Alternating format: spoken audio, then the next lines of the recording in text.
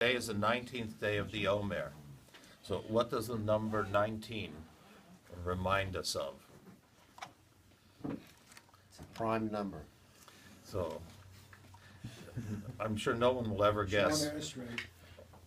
Shmona Esrei. Why Shmona Esrei? Because there are 19 brachos in the Shmona Esrei.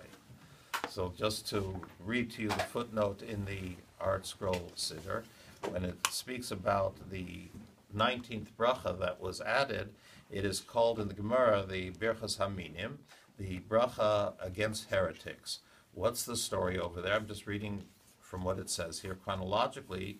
This is the 19th blessing of Shmona Esrei. It's the blessing that begins with V'lam al Shinim.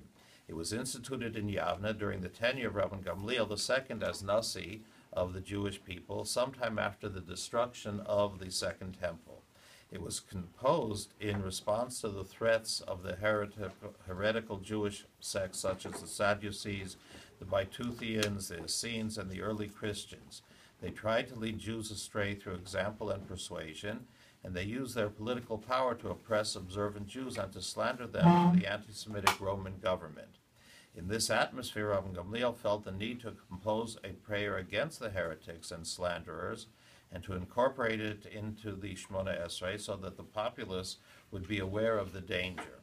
Despite the disappearance from within Israel of the particular sects against whom it was directed, it is always relevant because there are still non-believers and heretics who endanger the spiritual continuity of Israel, and this comes from the commentary Yaros Dvash. So what's very interesting, in addition to the historical background, is that we still call it Shmona Esrei after almost 2,000 years, because apparently the name Shmona Esrei was implanted in our minds, our collective mind, before this 19th bracha was added. So we have a good memory, and we tend not to forget either.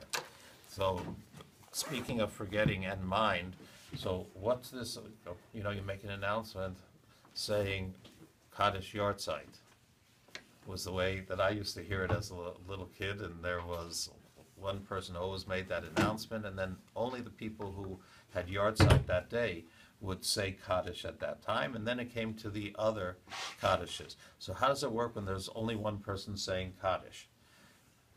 So there's still an idea behind it, and that is that when a person is saying Kaddish, may they have more than one person in mind. And the question was asked that, let us say there's a shul that has a shamus, for example, who says Kaddish for many people. So how many may he say Kaddish for? The bottom line is, according to a tshuva of Moshe Feinstein, as long as he has one Kaddish for each of the individuals that he is keeping in mind, so that there's enough that there's one for each separate person. So if a person is saying Kaddish having in mind more than one person, more than one Kaddish, when he comes to a particular Kaddish, then it's appropriate to have in mind a particular person.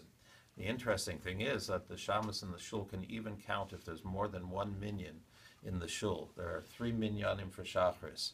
So if he would attend all 3 minyanim, he would get an extra 6, 8, 10, whatever the number is. So even if he doesn't attend all of the minyanim, he can still do it and have in mind at one Kaddish for more than one person. The Rabbi Felder said that the reason for that is because there's a Gemara that says Zikaron Ola Lakan Lakan, that you can remember more than one thing at a time. So a good day to everyone.